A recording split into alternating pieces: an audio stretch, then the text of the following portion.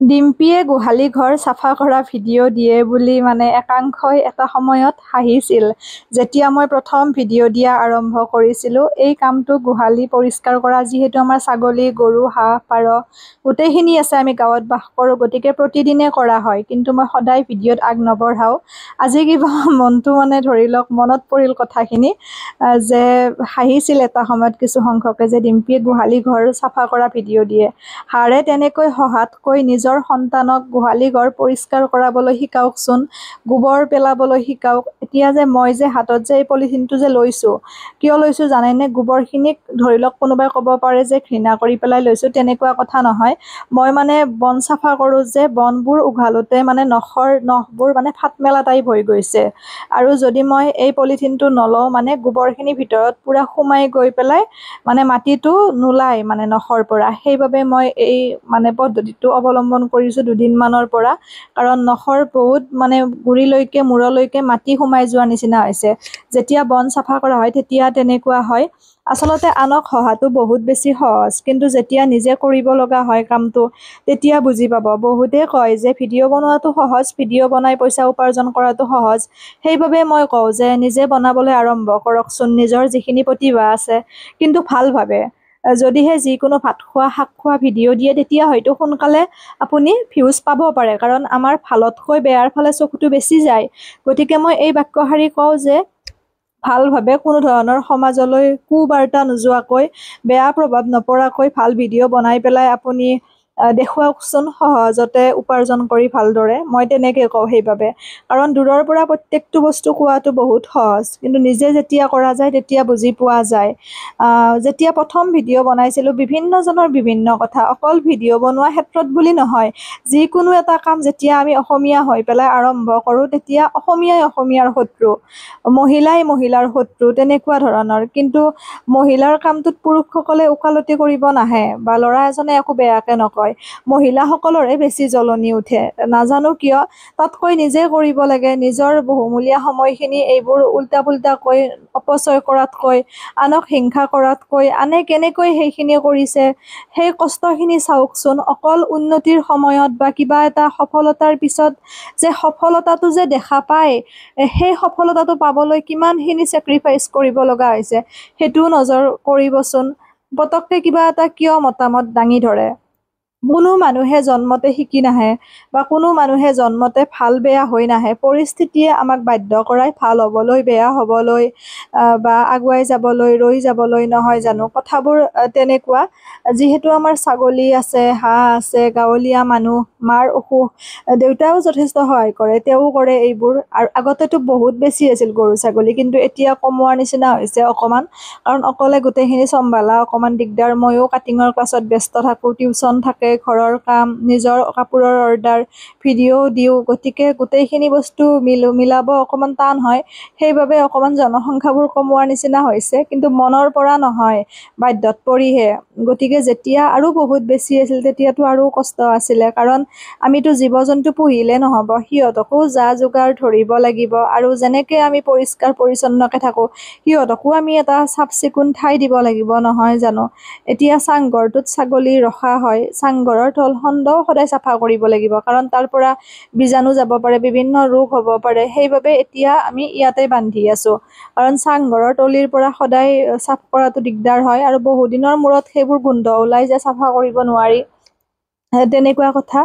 আৰু এইবোৰ কাম যিহেতু গাঁৱত বাস কৰোঁ, গতিকে গাঁৱত যে বাস কৰিছোঁ সেইটোকে সুখ বুলি উপলব্ধি কৰিছোঁ। কংক্ৰিটৰ মহানগৰীত বাস নকৰি কি সুন্দৰ এটা সেউজীয়া পৰিৱেশৰ মাজত থাকিব পাৰিছোঁ, আৰুনো কি লাগে?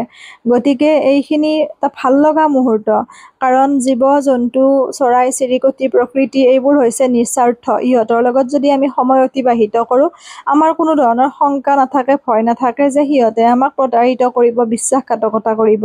সেইবাবে মই জীৱ জন্তুৰ লগত বেছি ঘনিষ্ঠ মানুহতকৈ। এটা সময় আছিল, তেতিয়া ময়ো বহুতৰ লগত মিতিৰালি কৰিছিলোঁ, চলিছিলোঁ। সৰু আছিলোঁ তেতিয়া, ইমান বুজা হোৱা নাছিলোঁ, কিন্তু যেতিয়া জনা হ'লোঁ, ডাঙৰ হ'লোঁ, ভাল বেয়া বিচাৰ কৰিব পৰা হ'লোঁ তেতিয়া বহুখিনি কথাই বুজি পালোঁ আৰু বুজি পোৱাৰ পিছত যেতিয়া মানুহ চিনিবলৈ শিকে নহয় তেতিয়া আপুনি অকলশৰীয়া হৈ পৰে কাৰণ কোনে কেনেকুৱা ধৰণৰ এটা মেণ্টেলিটি লৈ আপোনাৰ লগত চলে সেইটো আপুনি বুজিব পাৰে আৰু তেতিয়াই আপুনি মানুহক হেৰুৱায় যিটো বস্তুৰ মুখামুখি হয়তো ময়ো হৈছোঁ কিন্তু মোৰ কোনো ধৰণৰ আক্ষেপ নাই কাৰণ মই নিজৰ লগত সুখী নিজৰ কৰ্মৰ মাজত সুখী সেইটো কথা বেৰবোৰ আমি মচি দিয়া নাই যিহেতু ইয়াতে গৰু ছাগলী অকণমান সিহঁতকো লাগে এটা মুকলি বতাহ বা তেনেকুৱা বহুত গৰম হ'লে অসুবিধা হয় অকণমান বাহিৰৰ পৰিৱেশটো মই সাৰি দিছোঁ এনেকৈ চাফ চিকুণকৈ ৰখা হয় পূৰা একদম ৰ'দ একেইদিন গৰম বৰষুণ অকণমান দিছে ভালো লাগিছে এই দুদিন অকণমান সাৰি মেলি সন্ধিয়াৰ সময়তে হওক ৰাতিপুৱাই হওক ভাল লাগে সেইটো কথা মানে দেউতাইতো যথেষ্ট সহায় কৰে তেওঁৰো অকণমান গা বেয়া গতিকে গোটেই সমস্তখিনি মই কৰিব লগা হৈছে আৰু যিহেতু আমাৰ এৰিয়াটো অকণমান ডাঙৰ এফালে চাফ কৰিলে আনফালে আকৌ বন গজি যায় তেনেকুৱা হয় আৰু বহুত আপোনালোকে মৰম দিছে আশীৰ্বাদ কৰিছে মোক তাৰ বাবে মই সদায় আপোনালোকৰ ওচৰত চিৰকৃতজ্ঞ আৰু সদায় এনেকৈ পাব আপোনালোকে মোক বহুতে কয় সলনি নহ'বা কেতিয়াও নহওঁ আৰম্ভণিৰ পৰা দেখিছে ভিডিঅ' বনোৱা যদি কেতিয়াবা কণ্টেণ্টৰ অভাৱ হয় লাগিলে মই ভিডিঅ'ই নবনাওঁ কিন্তু আত্মসন্মানটো বহুত ডাঙৰ কথা সেইটো কথা আৰু বহুত শিকিলোঁ কম বয়সতে বা ধৰি লওক বহুত বুজিলোঁ মানুহ অকণমান চিনিলোঁ কিন্তু সম্পূৰ্ণ চিনা নাই সেইটো কথা আচলতে কাকো বিশ্বাসেই কৰিব নালাগে কাৰণ কাটিঙৰ ক্ষেত্ৰতে হওক বা ধৰি লওক বিভিন্ন ক্ষেত্ৰতে হওক বহুত মানুহ আমি লগ পাওঁ আৰু তাৰ মাজৰ কিছুমান বহুত বিষাক্ত মানুহ থাকে আৰু সেই মানুহখিনিয়ে আচলতে আপোনাৰ যিখিনি ধৰি লওক আপোনাৰ সৰলতা সেইখিনিৰ সুযোগ লৈ দুৰ্বলতা হিচাপে ভাবি পেলাই আপোনাকে আঘাত কৰিবৰ কাৰণে চেষ্টা কৰে সেইবাবে যিকোনো কামত মানে সকলো এৰি পেলাই বা নিজৰ সৰ্বস্ব উদঙাই দিব নালাগে আচলতে এটা ডিষ্টেঞ্চ ৰাখি পেলাই আমি বন্ধুত্ববোৰ গঢ়িব লাগে যিকোনো বন্ধুত্ব গতিকে সেই কথাটো সময়ে শিকাইছে বুজাইছে আৰু এটা কথা আমি কেতিয়াবা ধৰি লওক আঘাত পালে বা কিছুমান কথাৰ পৰা আমি দুখ পালে সেইটোৰ পৰাও আমাৰ বহুত ডাঙৰ এটা শিক্ষা থাকে কিজানি সেই সৰু শিক্ষাটোতে আমি সাৱধান হ'লোঁ কিছুমান ডাঙৰ শিক্ষা লৈ আমি যেতিয়া পাব লাগে তেতিয়া আমি সাৱধানতা অৱলম্বন কৰিব পাৰিম বা ভবা যাব এবাৰ সেইটো কথা ভালে থাকিব সকলো হাঁহি থাকিব সুস্থ থাকিব আহিব কেতিয়াবা লগ পাম হাজোলৈ আৰু অনলাইন কাটিং ক্লাছ আৰম্ভ হ'ল কালিৰ পৰা আকৌ ব্যস্ত হৈ যাম অফলাইনটো আছে আৰু পূজা আহি আছে আমাৰ ইয়াতে মনসা পূজা গেৰুৱাত